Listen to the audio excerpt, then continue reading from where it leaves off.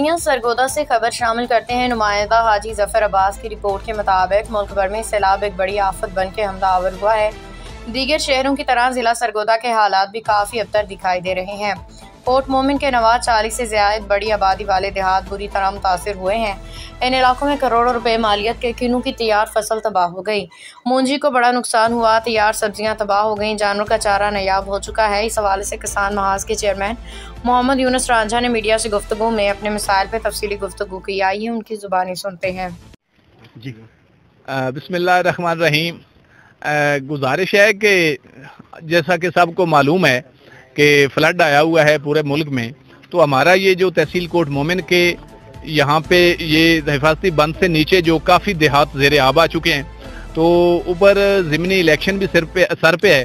Schedule announce ہوا ہے 5 اکتوبر کا، 1 ستمبر کو درخواستیں جمع ہونی ہیں 3 تک۔ تو ایک تو ہماری گزارش ہے کہ میرے 22 پولنگ اسٹیشن جو ہیں وہ یہ سیلاب کی زد میں ہیں، تو الیکشن شیڈول جو ہے وہ ملتوی کیا جائے جب تک کہ یہ لوگ اپنی جگہ پر آباد نہیں ہو جاتے۔ جو میرا قدی کا علاقہ جہاں جن پولنگ اسٹیشن پر ہمارا جو ہے اثر و رسوخ مقامی ہمارے پولنگ اسٹیشنز ہیں، تو جب تک وہ آباد نہیں ہو جاتے حق رائے دہی جو ہے وہ پراپر طریقے سے ادا نہیں ہو سکتا۔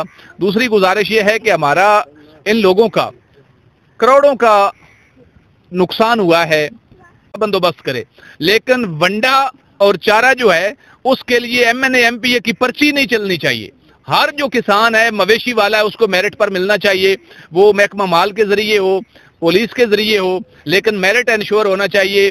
سیلاب متاثرین کو ہی ملے، نہ کہ جو سیلاب متاثر نہیں ہیں ونڈا وہ لے کر چلے جائیں اور ہمارے لوگ جو ہیں وہ دیکھتے رہ جائیں۔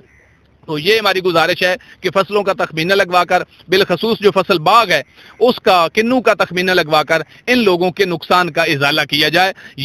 یہ جو ان کے مسائل حل کرنا کوئی نئی پالیسی لانچ کرنے سے، کوئی قرض سکیم لانچ کرنے سے، کوئی لیپ ٹاپ دینے سے زیادہ ضروری ہے کہ ان لوگوں کا مسئلہ فی الفور حل